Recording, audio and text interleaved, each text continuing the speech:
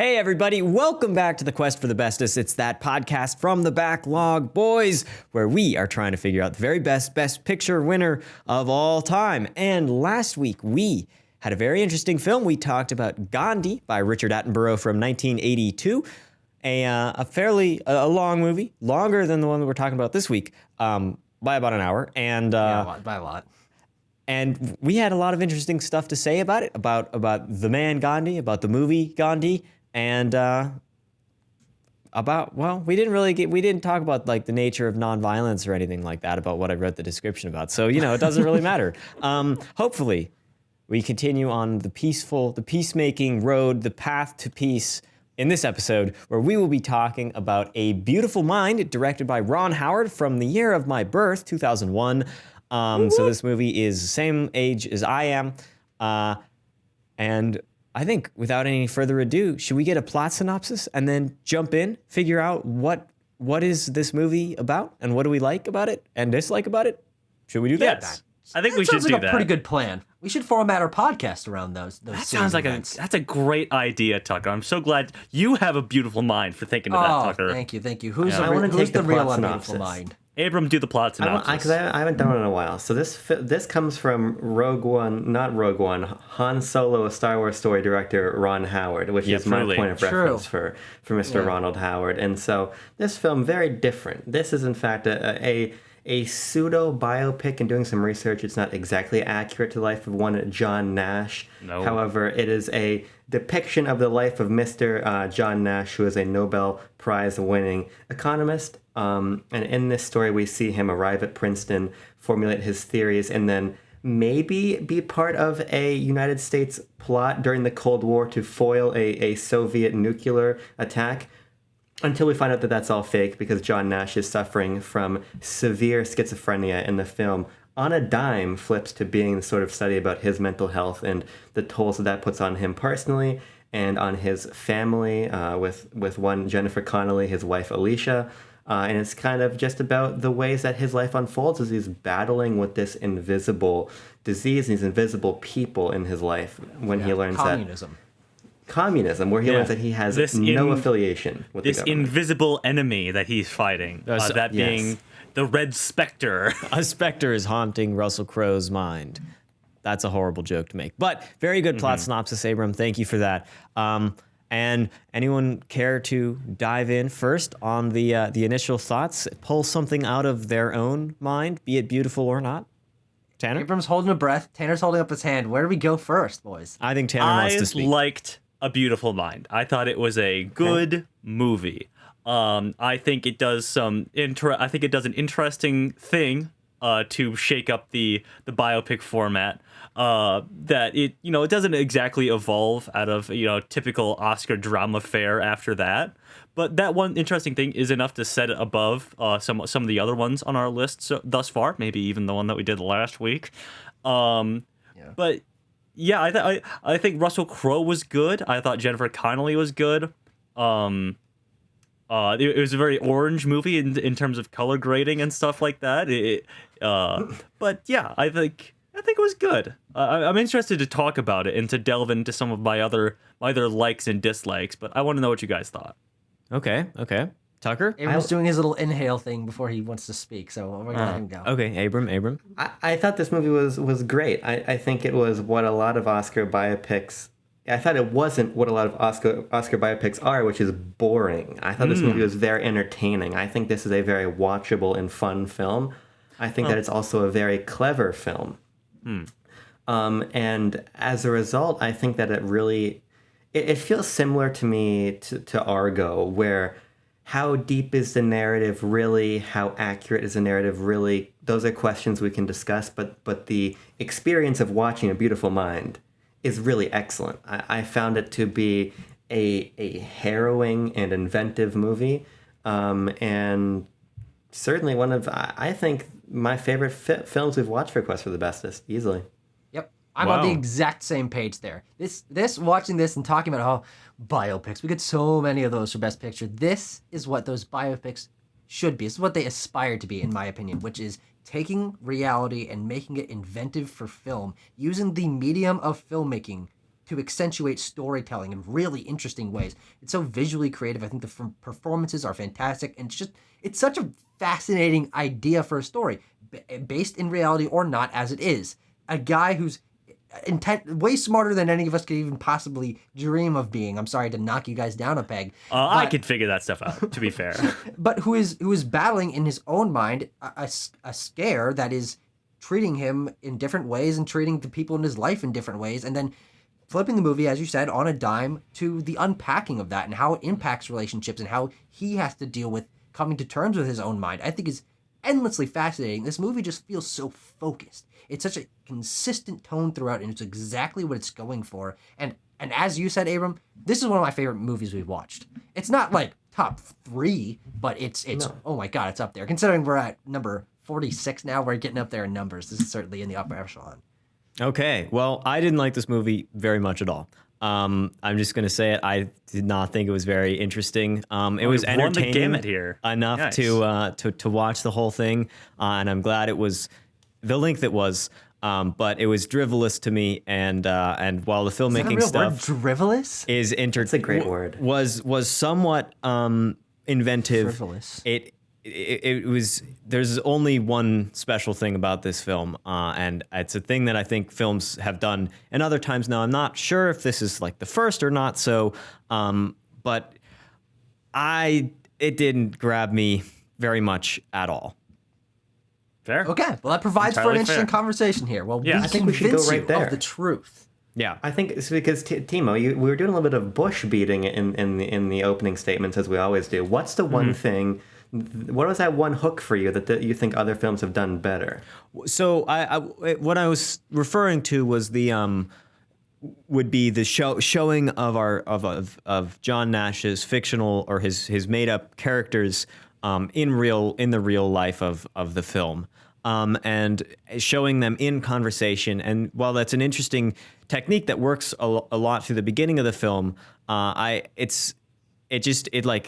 don't know, it gets old for me quite quickly. Once we figured out, and I'm like, okay, this guy's back, and like, while it's cool to see him try to wrestle with it all and figure it out, it doesn't actually feel that inventive to me, in that while you're showing a character, you're switching between point of view, between what the real world and in between his head, the real straightforwardness of it is a little not working for me when it comes to just trying to communicate that we're seeing these people after we've discovered it. Before, I think it works very well because we don't know. We're in the dark as much as anyone else is. But once we've come around to discovering that, it's a little, I don't know. I also think that his mental illness plays into a plotting issue in my head. I think the film is laid out kind of strangely.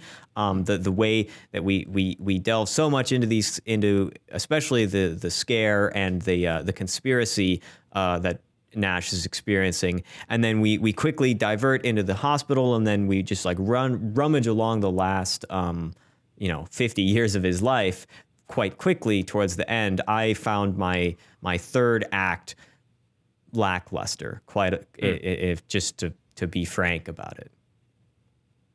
Here's what I'd say. You should be Timo about it. I don't want you to be frank about it. That's a great point. And here's what I have to say, Timo. I'm almost of the exact opposite mind. I think those elements are more effective once they're revealed to not be real. And because the reason I feel that is because the beginning of the film, that first act for me sets up a very nice kind of espionage thriller. And not being familiar with who John Nash was, I thought, okay, this is compelling by its own right. But then when we recognize the ways that these kind of divergent worlds are actually one and the same, but one isn't real, that overlapping of reality in fiction is really interesting and leads to, I think, some really great moments of visual moments and character moments, whether we're talking about the shed out behind the house where John Nash is confronted by all of these soldiers and Parcher, and then you go in and you've got this whole military base set up, but then in reality it's actually this crazy conspiracy den that then Alicia finds. I think that's a really interesting blurring of lines visually. I think that's really inventive. And then when you get to a character moment like Nash freaking out at Patcher in Princeton when he tries to return, and it's cutting between Patcher being there and the camera changing, and it's just him crazy yelling, and there's students around him and there's nobody there. I think that's when those characters, their overtness becomes a tool to kind of explore visuals and themes and character moments that I found to be really effective. Yeah, I think this movie for me just builds on pretty divergent, but I think equally interesting concepts. You start off with what is relatively, compared to the rest of the movie, pretty standard biopic fare. You got a smart guy, he's out of school, he's got some friends, he's got, a little bit of social disconnect. Sure, fine. Though I think that's interesting enough on his own merit, him being so disconnected from everyone else. The editing, I think, being really interesting, it sort of cropping to different sections of a scenario to sort of mimic him really noticing everything around him. And his relationship with his roommate, played by Paul Bettany, who is fantastic in this, I think that's compelling enough that I'm like, okay, I want to know more about this guy. What kind of shenanigans is he gonna get into? Why is he important? And then when you shift into him being wrapped up in U.S. government spy thriller stuff, and you get a little action sequence, you get a lot of people stalking him. There's really creative shots of people off in the distance and him being stressed and confused about it, and the filmmaking reflects that. That's equally interesting. Okay, we're shifting into this now. And then you find out it's not real, and you have to spend the rest of the film unpacking that and how that reframes the relationships that he's had, and him dealing with his own mind, and his relationship with his wife, and his wife dealing with his problems, and the mental health issues, and him returning to school and all that. I think it's interesting at the beginning. Okay, now this is really interesting. And then, oh, wow, this is really something special that they were able to so convincingly put you in the mind of an unreliable narrator for the first half, 2/3 of the film, that you're so grounded into this reality that when it's flipped, you really have to, in my perspective, rewire your mind to think about this movie in a different light. And that's also reflected in the filmmaking. And I told Tanner about a few of these things, but this movie has such an obscene attention to detail in what's reality and what's not. Just to go through a few examples. He's got 3 people who are hallucinations of his mental illness, being Parcher, his roommate Herman, and his niece, who I don't remember her name. She's not really that important. But the 3 of them are pretty solid characters in that first part of the movie. Like, yeah, they're there. Why would they not be there? He's interacting with them. Paul Bettany throws a desk out a window. They're in a car. Jason, okay, of course these things are happening. But when you really pay attention to this, and of course, if you ever watch this movie again, you're not going to be able to not notice these. There are ways that Ron Howard hints at their fictionalness. You've got a sequence where Parcher comes out of the building behind Nash, and you can actually see, it's one shot, you can actually see the door in the corner of the frame, but it never opens. He just appears there. You've got another one where Paul Bettany's character leaves the room, but he doesn't touch the door. The door just opens for him.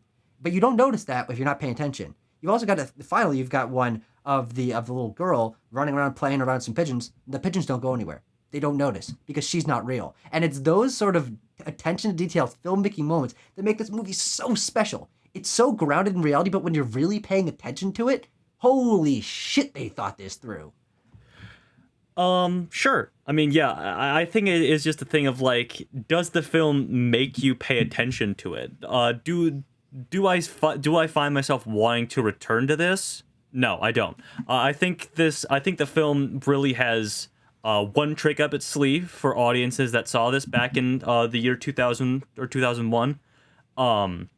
And returning to it is you can catch some things like that.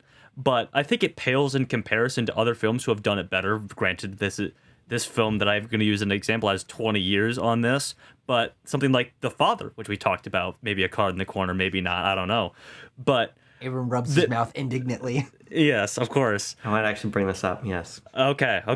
But from my perspective, The Father wholly buys into its conceit of putting you in the mind of an unreliable narrator, and makes you uneasy the entire time, just like he is. Whereas A Beautiful Mind sort of uses it as a bait and switch, a trick for the audience. I'm not saying either is better or worse, but there's a definite divide wherein like I would definitely return to The Father to like see the catch on like set decoration things or time continuity things that I didn't catch, as opposed to looking for a handful of background details in A Beautiful Mind, when it tells much more of a if you dilute it down, a pretty basic biopic story, I think those two films are similar in some ways, but not in others. And I think that the ways that they're dissimilar are the important ones. So it is funny you bring up the father, because I am the infamous father hater on the I'll rub Quest my panel. off indignantly as well. But Solidarity. the reason I think something like this works better for me is because we're not foregrounding the gimmicks that Tucker is talking about. My biggest problem with The Father is that it felt like a gimmick movie. To me, this doesn't, because they use these elements within Nash's mind to tell this larger story about how he and the people around him deal with this mental illness. And I personally find it reductive to want to look for more when a theme in an illness like schizophrenia deserves this much time to be unpacked. And I think the ability to blur reality in a way that makes you understand intimately how Nash is feeling, but also how the people around him are forced to react and respond, always on edge, I think is really effective. I think that if the film had been more overt about the elements Tucker was talking about, it would have kind of broken the reality, because that is Nash's world, right? And I think that the fact that you can find these threads to pull on and unravel it without everything feeling like a facade is very important to what the film is trying to say and what it's trying to convey to the audience. Sure. I'm glad those elements are present. I didn't notice them. I learned about them after the fact. But I think it's something that only supports my enjoyment of the film, because there is that attention to detail. But I'm very glad that it wasn't like, oh, hey, wait, oh, this guy's not touching the door when it opens. What's that about? No, I'm so grounded in Herman's relationship with Nash that, no, of course he's real. He's his buddy. He's a funny guy. Why would he be fake? And then there is a second viewing reality where you're able to unpack it in a larger way. And I think that's really important. It uses subtleism to the nth degree. What I will say is, and Abram brings up the schizophrenia as being a plot element of this film. I will say that if we're using the medium of film, I think The Father is a much more accurate. This is all conjecture and guesswork, quite honestly, and from outside perspectives looking in. I think The Father uses the medium of film much more effectively to put you in the mind of someone suffering from dementia and Alzheimer's, use the filmic methods to sort of create that feeling, as opposed to the schizophrenia in A Beautiful Mind, where it is much more of a audience looking at a movie theater screen and like watching a character experience it in inaccurate ways, I will say.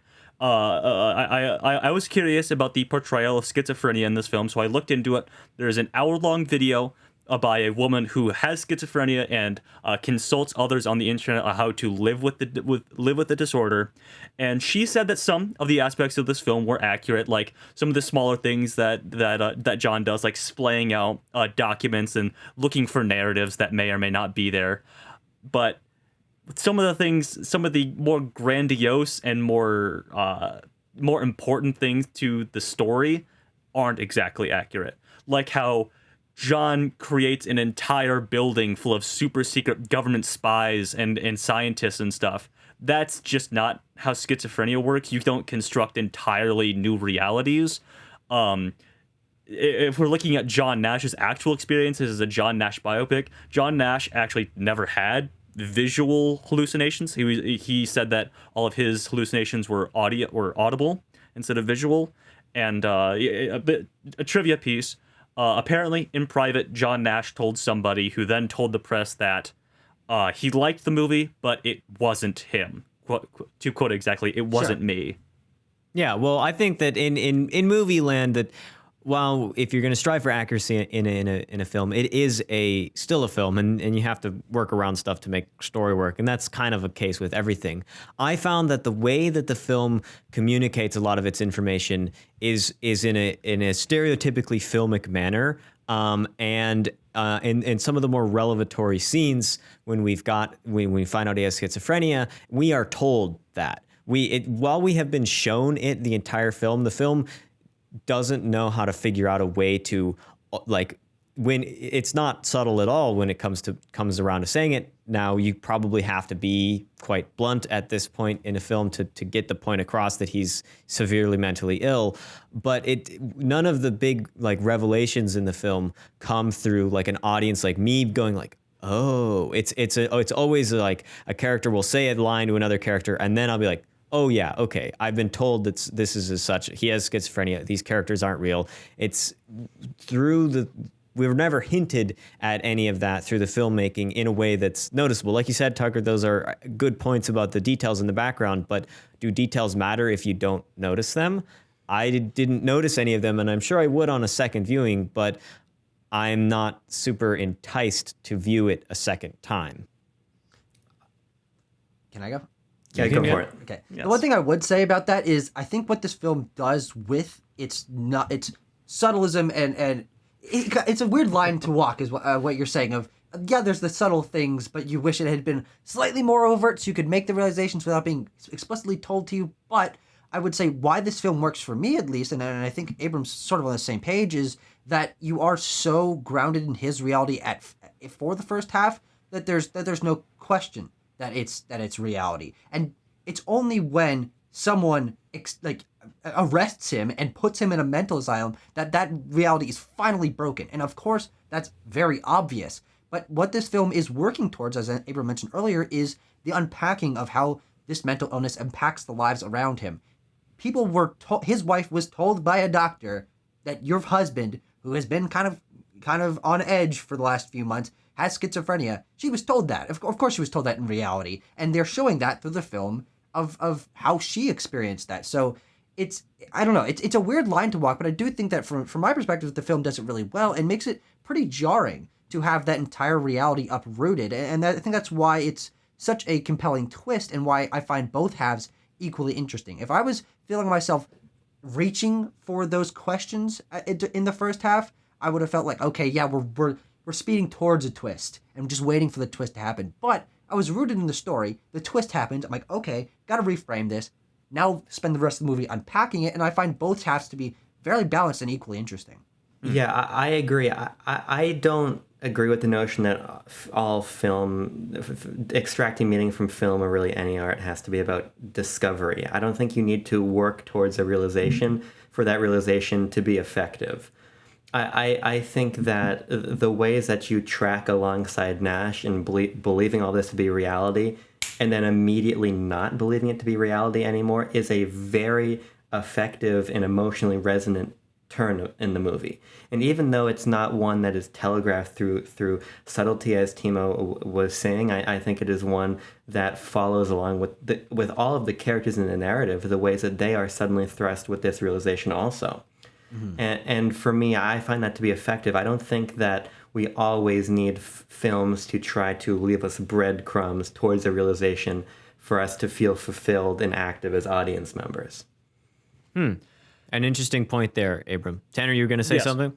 I want to talk about. Well, we talked about the twist of this. That first half up until he's abducted. By the way, a little bit of trivia. Bryce Dallas Howard is at the very front of the crowd when he gets abducted and brought to the psychiatric hospital. Little nepotism from old Ronnie there. But It's not like she was probably paid anything to be in this movie. He probably She's picked just her from standing there. school or whatever. Yeah. That's the weakest form of nepotism you can get. It's like, yeah, she was an extra. Phenomenal. But I do want to talk about the heavy family and marital drama that is the second half of this film, and through that we can talk about Jennifer Connelly's performance and things of that nature, and really delve into Russel Crowe's performance as well. Stop nodding your head so hard when I say Jennifer Connelly. God damn it! But what are your guys' thoughts on this latter half? When John Nash is sort of.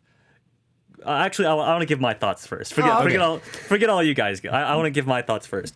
I think it is compelling and really tragic when you see there's especially that one shot of John Nash holding his infant son and just completely disconnected from reality from the medication that he's taking, and his wife has to come and grab the baby from him. I think Alicia is very much she's very much put upon in this whole film, and there's a conversation to be had about like the role of our central female character basically being a caretaker for her husband who has to deal with all this stuff. And, who's to say how accurate that was to John Nash's actual life and Alicia Nash's actual life. But I think Jennifer Connelly does a very good job. I think Russell Crowe does a very good job. I'm also sure there's some problematic elements in how he portrayed this. I saw him at multiple points. He's shuffling around. He has his eyes dropped, and he's almost like, I don't know how accurate that is to someone dealing with heavy schizophrenia. But regardless, I think in those dramatic scenes, they both do very well. Yeah, I think the dramatic scenes work. I think the most, probably the one that works the best for me is when he shoves Alicia at the end because he thinks that the GI man's got the gun to her head, and that works because we're cutting back and forth between reality. We're doing shot reverse shot, but it's shot reverse to the reverse is in his mind, and the other one is not, and that's communicating what we need to know there, and I think it works pretty well. My issue with the second half is that, kind of similar to Tucker's issue with Gandhi, was that it feels like a collection of scenes. And while I think that that's not usually a big problem, there's the through line through the film of how he's dealing with it all feels disjointed, and I don't always feel the progression from one level to another. It's like, okay, now we're doing this new thing. Okay, now he's going to school, and then there's a good progression with the scene in the courtyard there. But as we move along, and then as the film starts to skip time, far away from our 50s kind of narrative that we're in for most of the film to all the way up into the late 90s, is like the scene collectionness of it and the more disjointed elements of the story becomes more apparent to me. Could just be that we're in a denouement at that point. He's gotten his resolution in the climax of the film, but it did feel like a less through line than what was happening in the first half of the film, which did feel like it had a more cohesive plot. Now, it's a more nebulous topic. I mean, I can kind of go at it from both angles, but that's kind of where I'm at the second part. I don't know. I don't know which one I liked more, to be honest. So, Timo, I'm going to take it back to ninth grade English and agree with a difference here. Oh my God. Because I in large part, it didn't bother me the way that I was bothered somewhat by Gandhi, because I think my issue with Gandhi is I felt like there were pivotal moments of plot that I felt were omitted or written around. Here, for such a more internal and personal struggle, I think that the selections of scenes were pretty effective.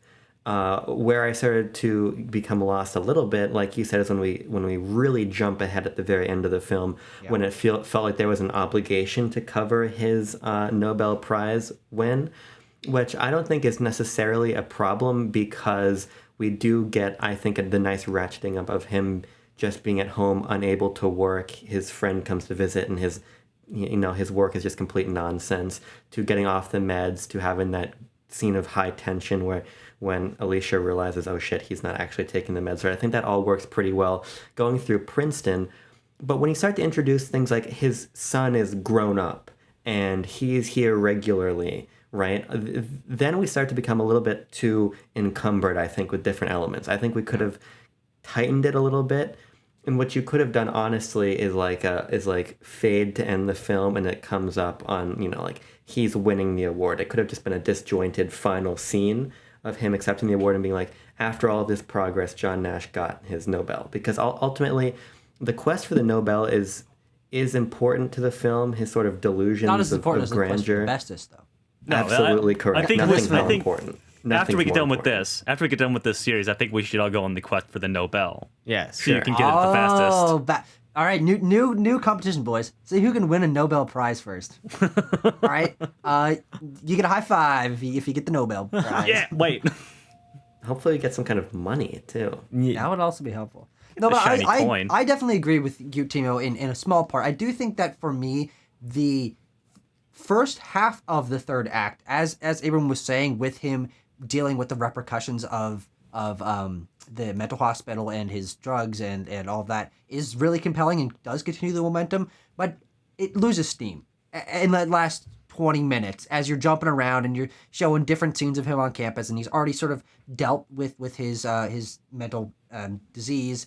All of that is just, oh, okay, yeah, we have to show this stuff to wrap up his story, but it's nowhere near as compelling as the rest of the film or as focused. So that's definitely one of my biggest issues with the film, though. And also, I think the old person makeup for Jennifer Connelly and Russell Crowe. Russell Crowe is it's mediocre. It's totally fine, but it's not like Gandhi, where I felt it was really convincing. Yeah. He kind of just like, yeah, this is Russell Crowe with old man this is face age, paint. And he's- age makeup on. and he's shambling a little bit more. Yeah. Yeah. But on the whole, that especially that last act, first part of the last act, is really carried by those performances. You get a lot more of Jennifer Connelly on her own, dealing with those issues, shots of her just crying and dealing with these emotions. And man, I think both their performances are absolutely stellar. In that first half, while it's not as exciting, in the first part of the first half, I should say, with just John Nash on campus, it's not as exciting, but I do think that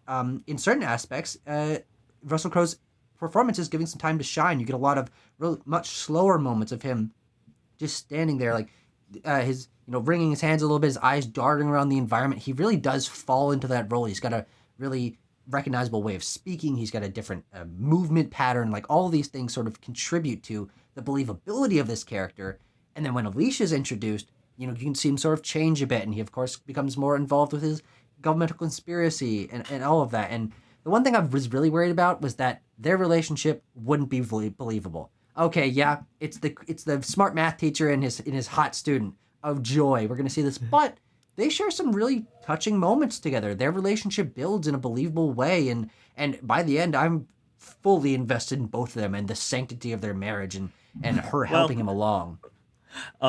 Sanctity is not right word. Sanctity is just a funny word to use because in real life, John Nash actually did cheat on his wife and have a baby outside of wedlock. So sanctity was just a funny word that reminded me of that. But Now, I do have a few things. Sorry, Abram. Abram, do you want to go? Well, I was going to go for the ham-fisted transition of, if their performances were so good, did they win any awards? Well, thank you. I was going to do that. I was going to do that as well. Jennifer Connelly did win Best Actress in a Supporting Role. Actress, yeah. I'm saying the full official title. Excuse me. God. Ron Howard won Best Director. The film Akiva Goldsman won Best Adapted Screenplay. It was Russell Crowe was nominated for lead actor. It was nominated for Best Film Editing, Best Makeup, and Best Score or Best Original Score. And also, obviously, like we always say, though we don't need to, it won Best Picture. Yeah. Yes, it did. Any crumbs in the technical categories there? Because I noticed a certain cinematographer attached to this film that maybe you have heard of before. Roger Deakins shot this. movie. Daddy! Oh, Is this a daddy movie?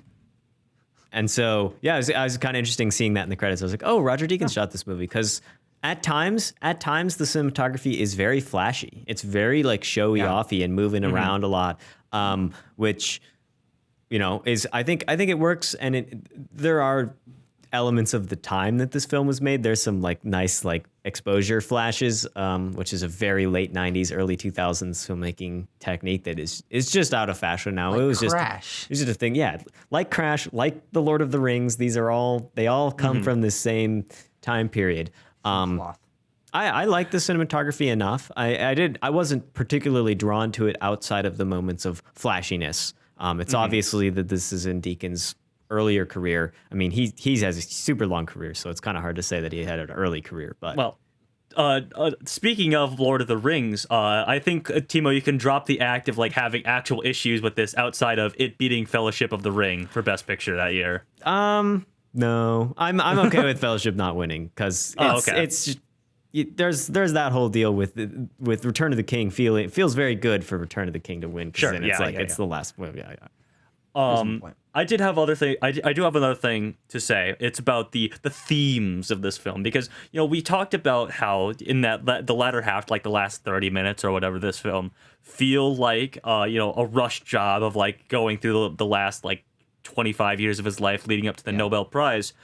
I think that is a symptom of this film failing to have any interesting themes that it delivers on.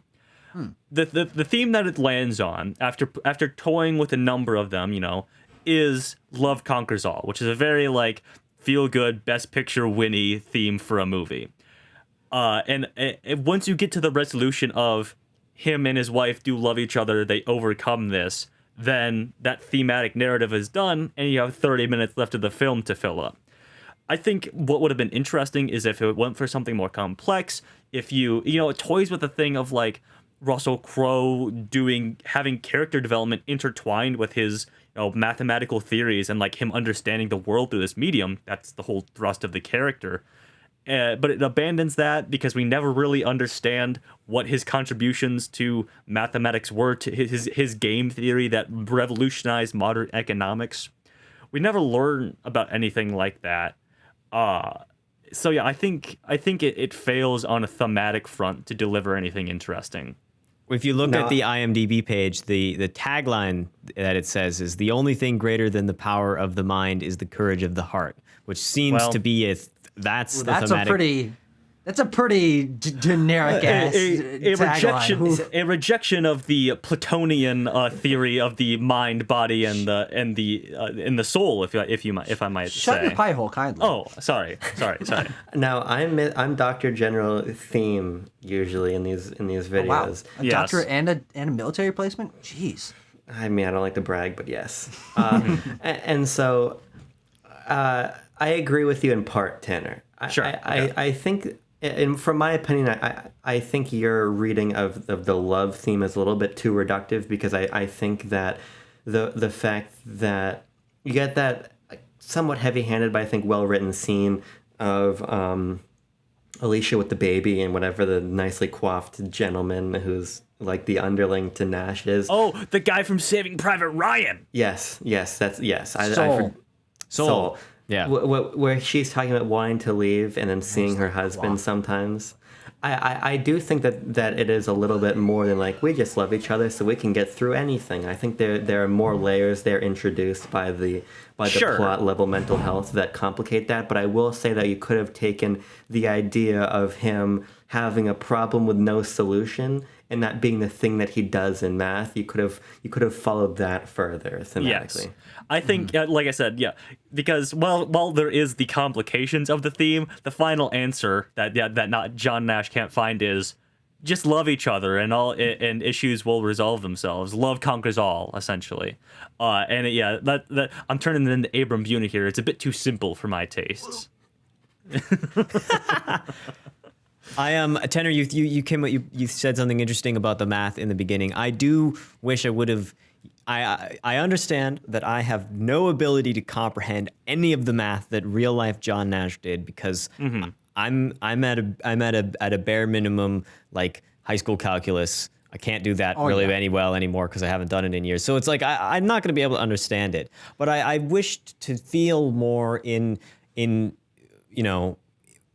connected to his academic struggle, his academic conflict, and while that gets sidelined, rightfully so, for the schizophrenia narrative, the mental health narrative, that is what the film is really about. Bringing it back at the end just makes me think about it again, what was happening at the beginning, and being like, oh, he's trying to find his original idea, and he can't find it, and there's consequences and stuff happening, but none of it really matters because he finds it in a couple minutes, and so I just dropped. a little left empty-handed kind of with his math. I kind of want more math in this film, which is really strange. It gets dropped for a while, and then he has a thing at the end where he's telling all the students about like, no, math truly is an art form. I'm like, well, you brought that up at the beginning when he's like an artist searching for a meaning in the world as a mathematician, and then you bring it around 10 minutes before the end of the film. That through line isn't there, Math. And it gets dropped completely. All you need is a muse. That's what he needed, his math muse. And you can explain it without getting bogged down in math terms. Numerous times throughout the film, I think both times that they try to do the math theme is they explain it via women in a bar. So, and that's something that we can relate to. Am I right, gents? None of us have been to a bar, Tanner. None of us has ever talked to a woman. Also true. No, I can't remember what to say, actually. Okay. But here's what I was going to say. I think that there is something thematically useful about the sort of like the way for a lot of the film we travel around the math. My problem is more because a big crux of the film for when we were learning he has schizophrenia is that he cannot do his work. And that is important to the character. So I think that there's a nice moment of triumph when he is working again, he is communicating with the students. I think that is a really great payoff. That said, I still think that in that final leg, you could have done more with the theme at that point. So I have in thinking about the okay, yeah, go ahead. Okay. So a quick trivia thing. He solves the Riemann thesis. That's what that one student tells him, but that's actually false. The Riemann thesis has never been solved. There's currently $1 million prize out there for anyone who can solve the Riemann thesis. He's like, I'm working towards it. He's like, I'm working towards it, and and it works sometimes, but it doesn't work all the time. So the film kind of like skirts around it. Yeah, well, that's true. He didn't actually solve it. He doesn't admit to solving it.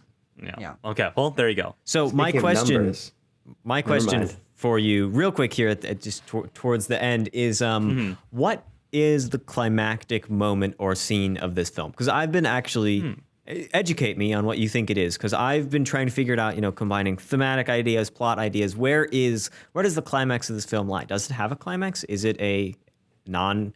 I mean, you could make the argument that this is not a 3-act film. Even Tucker, you might have an answer. Yes, I would say, at least from my perspective, it's the whole sequence of when it starts raining, and she's going out and finding that crazy shed. The set design on that is just set design is quite good. I don't know how they did that. It probably with a stapler and some paper. Yeah, a couple days of stapler and some paper. Timo, please do that for the next episode of Questions. The whole thing. Oh, interesting. No, but I think that from the music building and the separate storylines of him inside and her outside, and then of course that culminating in the sequence of Parcher showing up and trying and threatening his wife. That's the culmination of all the aspects of the film, in my opinion. I think that's pretty clear, and you get resolution and resolvement of the weight of that for the rest of the film.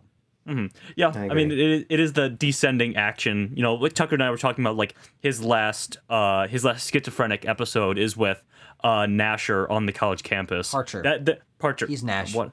Oh, he's Nash. I don't know why. But yeah, that is really the descending action. That last confrontation with Parcher, and then he has his final conversation with Charles and Charles's niece. That's all the descending action. So I think, Tucker, you hit the nail on the head right there. Okay, that makes sense. I guess I was getting tripped up with the length of the descending action at the end of the film. It being 35 minutes long. Usually I'm used to like a 12-minute or something like that. So okay, I see that. I understand what you're saying with that being the climax, and I buy it. We're also an hour 40 into the movie at that point. So I think what we're really noticing here is not that there isn't a satisfying amount of descending action afterward. It's just that they as we've said, pad the ending with what I think is where the movie falls into biopic tropes is, okay, we're going to show the scenes of this guy's life because we want to wrap up his story. Yeah. Which aren't as interesting and aren't as paced out as well. And if those had been cut, as Abram said, it would have felt more true to what I think was the pacing of the rest of the film, which was very consistent and was very unique for biopic. It's those Marvel movies. They poisoned your brain, Timo. You expect a big giant dragon battle at the end, and then they wrap it up and have a conversation. And when John Nash doesn't do that, it's just terrible. Where are the dragons in the John Nash story? True. Why couldn't he have hallucinated like elves and dwarves and stuff? That's true. Or Frodo in The One Ring. Well, maybe scores in this movie. Let's do some numbers. Let's do our own little bit of math. Some math that I actually can understand because the computer does it for us. I was about to say you're able to do simple division between numbers to the 10th place. No, I can't do that. But it's the computer. The computer does it. A 4-number average is very complex. Okay, you guys ready? Yes. And 2, 1. Boop. I did it early. Tucker. Ooh. There we go. I told you. I warned you. Our average score for this film is an 8.2, so that's pretty high. That's up there in gonna put us at least in the top 20, maybe. It's a tie. No. We're gonna have to do some arguing here. Before we don't look too far ahead. I see what it's tied with. I gotta go through some other stuff first. Tanner, okay. We'll get to it. no, this is the sad. point breakdown, starting from the bottom, Tanner gave it a 7, I gave it a 7.5, Abram gave it an 8.7, and Tucker gave it a 9.7, a very high score for this film. I think I'm biased because I'm me, but I think the most interesting thing here is you gave it a 7.5, Timo, because you said you actually didn't like the movie very much. That was your opening statement. Yes, well, I brought it up a little bit, a couple 0.3 points or something like that, because I think you guys do make interesting points, and there's some other elements like that I like to think about in terms of him going to the Pentagon. Like, does he go to the Pentagon, or is like where does this whole thing start to unravel? And I think there is possibility to dive in more with the what's real and what's not. But ultimately, it didn't grab me. I wasn't super interested when I was watching it. I was just watching it because I had to. So that's kind of how the points lie out for me. But That's how the Quest cookie crumbles occasionally. We all gotta have some of those. It is. Let me tell you. Speaking of the Quest cookie crumbling, let's just get this over with. Let's just rip off the Band-Aid. It is currently tied with Spotlight for place number 20. Yes. And we are going to have to figure out where it goes. Now, Tanner, I think I might work on the same side as you in this one because I'm going to vote for Spotlight to go ahead. That's really unfortunate. So that's 2 votes for Spotlight. That's a vote for Beautiful Mind. Totally a Beautiful Mind. I mean, I like Spotlight a lot. I like Spotlight a lot. That's a tongue twister there. But this is just so much more unique. I mean, my reason I'm connecting to this movie so damn hard, and my score certainly reflects that, is that this is just what I wish every biopic was. Take an interesting story from reality, but soup that bitch up with a lot of filmmaking techniques. Tell a compelling filmic narrative. I don't know. This is a special case, obviously. Yes, of course. Yeah. But there are certain elements in certain films, Spotlight, which is a movie I like a lot, included, where you don't really feel anything out of the filmmaking for it because they're just using flat lighting, steady cam, looking at the people, and it's like, okay, yeah, this is a movie I can watch, Tucker, but what does this film do outside of? Or we don't have to go back to dissecting A Beautiful Mind, but outside of the twist and that stuff. Outside of the twist, and this movie doesn't employ like really interesting camera movements or great shot composition and stuff like that. The shot composition is not stellar, but there's totally a lot of interesting camera movements, camera techniques, editing techniques, having the numbers fly at him, having that sequence with the girls like walking towards him in the dream sequence. Like they use film. Yeah, when they're sitting in the bar and there's 4 imaginary girls walking up towards him and his friends. I was like, the dream sequence, what the fuck? Well, it's him projecting math. He goes to his Sherlock Mind Palace. Tucker, tag me in. Okay, high five. Thank you. So Tanner, here's what I would say. Okay. And you know that I notoriously think that Spotlight is like 15 places too high on this list, but we're going to set that aside for a second. I just wanted to get to say it again. Okay. The reason I think that one-to-one this is more effective on a filmmaking level is that there's a really interesting line in this film that I like a lot where Nash says to Alicia, he says, I kind of miss talking to Charles. And I think that why this film is so effective is because it humanizes these figments of his imagination in a way that tells the story that only film could tell. I could read Spotlight and be just as moved by it because I think that the success of Spotlight is the story of Spotlight. But there's another dimension brought to the story of A Beautiful Mind that can only be accomplished by this medium. Here's what I will say. And Tucker and I were getting into quite the argument about this, is that Pre-Quest got very heated today, let me tell you guys. What is the modus operandum of a biopic? Is it okay for something branded as a biopic to take so many liberties with the story that it's telling? Is that irresponsible to the source material, to the real life person or story it's trying to tell? Abram? Sorry. My answer is that it doesn't matter. Okay. I really believe in the fact that this is a piece of art and this is an artist's representation of that source material. As simple as that for me. Yeah, and it makes it a better film. I think the reason I have problems with a lot of biopics is because it feels like they're just telling you scenes from a person's life because, oh yeah, you recognize this person's name. Let's show you a scene from it as a movie because you couldn't have seen it otherwise. But this tells a story that very clearly enhanced by the medium of filmmaking. And I think Ron Howard's direction and the score feeding into the scenes and all that, which the score's not phenomenal, but I really think it works in tone establishment, which is one of the things that I think this film works with best. Is I felt through the vast majority of this film like there was a big weight on my chest. There's just this tension, this dread that you're feeling, like what is real? Who can I trust these characters? And you're seeing him go through these situations and deal with these moments, and the people in his lives deal with it. That could not have been contributed without the stylistic editing and then the music and everything funneling towards, as I said at the beginning, the focused tone of this film being just absolutely phenomenal. Abram, Abram, I just can't believe that you would betray the sanctity of journalism. The sanctity of journalism. I was gonna say Tanner, Mr. Journalist over here is like, it's got to be true. It's got to be accurate. Yeah. If you're saying you're telling the story of a thing, then you should tell that story. If not, just make it an original film, which is what I was saying to Tucker. Just make it an original story. This isn't the John Nash story in any way, really.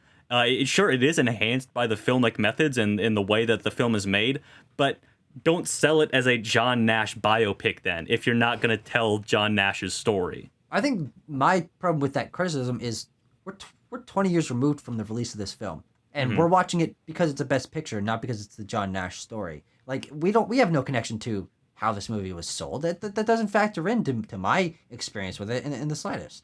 Well, I'm saying it's sold as a biopic. They tell you this is John Nash. This is really the real know that. guy. Well, you knew it was a biopic, didn't Not you? Particularly. I mean, Okay. I've never heard Tucker, John Nash's name before. Tucker, when you started watching the film, you were I didn't know Mutiny on the Bounty was a biopic. Tucker, when you started watching the film, you were told this is John Nash. He's a real person. This is his story. The film uses biopic filmic language to tell you in its opening scenes that it is a biopic. It's not like the poster says a new biopic. These are different. The selling, the communicating John Nash story. Yeah, the communication of what the film is through the film, not through the contemporaneous material. I'm with Tucker in the large part. Tanner, I don't necessarily disagree with you that if you're trying to tell an account of an event or a person's life, you should tell it accurately. Mm-hmm. But in the context of the film, just want to put that out there. Great, that's I want that in the record. I think that to the effect that you're telling an artistic story, The Beautiful Mind, it doesn't matter to me. Did what the film was trying to accomplish, was that compromised by the liberties it takes with the source material? And in my opinion, no. Okay. Well, I think that's just a difference in, how biopics are made in Hollywood, whether you think whether you think they have the what's the word I'm looking for? The responsibility to tell the story accurately or not. Responsibility is much different. Spotlight would be a worse film if they altered the story of what it was trying to, of what it was, the real event. If they altered that real event, I think it would be a worse film because it is so truthful, and the whole crux of the story is telling the truth, getting the truth out there, that it would be a worse film. I agree with you completely, but the reason I agree with you, sorry, Timo, but because I got to say it, sure. I have to say it. The thing about Spotlight is that is the reason Spotlight works. Spotlight works because of that. Yeah. A Beautiful Mind works without that truthfulness, and I think that speaks to a more creatively assembled film. When you don't just need the source material to carry the runtime and the characters and the weight of everything. I agree with Abram here in this specific case, in the specific point of A Beautiful Mind not necessarily needing to follow along with the strict interpretation of John Nash's life to make a good story, because ultimately we want a good story, and Spotlight had a good story to begin with, and they just turned it into a movie. And while I don't know about the creative elements of this film, because to me they seem very obvious as what you should do in telling a story about a schizophrenic person. I guess that's kind of the crux of my talking about the filmmaking, is that it seems like, oh, of course that's what you would do to show someone who's talking to an imaginary person in their head. I'm just going to say that I did rank A Beautiful Mind. I gave it a higher number than I gave Spotlight, and so I will change my vote to put it above, just so we can settle some discussion. And in the point that it doesn't need to be super strict on his life, given that it is a story. I'm sorry, Tanner. I've had to betray you multiple You all have times. sick, twisted minds. I'm the only one with a real beautiful mind. Sure, buddy. Okay. Shall we? You're gonna have to drag me away. I'm gonna land a mean right hook on one of you while you're trying to drag me away, locking me up. Good for, thing for I'm having the right opinions. 1,400 miles away from you, Tanner. Good thing that. Let's spin that wheel. Why don't we? Sure, fine, whatever. We could say that that it cracked the top 20 because A Beautiful Mind will go exactly at place number 20, in between All About Eve and Spotlight. So I think that's pretty good company for a film to be in. I do want to extend the olive branch to Tanner and at least say that I do prefer Solo, a Star Wars story, to A Beautiful Mind. Okay. Oh, well, I want to extend the don't Spotlight know. and tell you that I like Solo more than Spotlight. I'm just kidding. I actually don't. I'm burning your olive branch. I don't care if you're joking, Tucker. I'm burning that olive branch. I already ate the olives. Doesn't matter. No. All right. All right, Okay, let's- but this has gone on long it's just enough. a Let's do it. Wheel, what's your deal? Give us a movie that makes us squeal. Is it on digital? Is it on real? Wheel. Hey, what's your deal? I'm glad you picked up a momentum a little bit at the end there. You were getting And the a little number, bit we sad. almost got the oldest movie we could have gotten. We didn't. Oh. It's 45. That number my is going to send God. us way back into the past. A true blast from the past. What is film number 45 for us today, Tucker? Film 45 is the 1933 Best Picture winner, directed by Louis Milestone and starring, I don't know, Louis Walheim, Lou Ayres, John Ray, Arnold Luce. I don't know any of these people. No recognizable names that I can see. Okay. But it is all Quiet on the Western Front. Oh, of all the old films, we got the fucking war one. Come on now. I mean, Wings is also one. It's so Cimarron. Oh, is it? So is Cavalcade.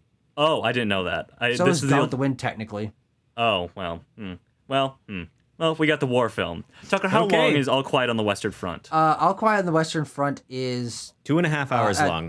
2:13. Okay. That's Not basically ridiculous. That's basically how long this one was. So yeah. And I didn't feel the runtime of this movie at all. Just gonna put it out there. I didn't either. I guess me Yeah, neither. I didn't Me really neither. feel it until the It's last. average movie length, I will say. There we go. Okay, All Quiet on the Western Front. Well, it wasn't All Quiet on the Quest Front today. The Western Front. Oh, The Western Front. Oh, that's so good. I'm very glad that we thought of that now and not like as soon as we got done recording the next episode. I happens am sometimes. looking forward to watch this film. I've been wanting to watch this film for a while. I've seen it on quite a many lists, and I'm like, oh, this looks like a film I want to see. So I'm glad we got the chance. Sit down. This is a sound film, right? It's not silent. No, the Wings is the only silent film Okay. that ever won Best Picture, except for The Artist. But Shut up. people, it's like a technicality. I mean, that came out in 2011. Yeah. Okay, well, No, it has sound, yes. we will be talking about All Quiet on the Western Front next week. Thank you for joining us to talk about A Beautiful Mind, all three of you. I will say, you do have quite beautiful minds. Very good points today. Thank you. And we will Jennifer catch Connelly has a beautiful everything. Let's just say that. Okay. Stop being horny on Maine. Jesus. And with that, I must bid you adieu. Peace. Where's it gonna go? You got a place to store it? Out the window. That's where I'm going to give it. Put it. Fuck. You okay? Yeah. I'll be okay tomorrow when I go to bed early tonight and have a lot of sleep. Hug his mind. His A Beautiful Mind. Who's His the real beautiful- A Beautiful Mind? Who's the real beautiful mind? Let me tell you, I bet Jennifer Connelly has a fucking attractive brain. Stop being horny. Or trad No! wife, Jennifer Connelly. Stop being why horny. would for I trad Tucker will wife, never Jennifer not Connelly. be horny. Brad wife Jennifer Connelly is very hot. Trad wife. Unnecessarily attractive. I agree. Holy 100%. shit. It's kind of scary. I think this is a reflection of your guys' toxic masculinity, you know.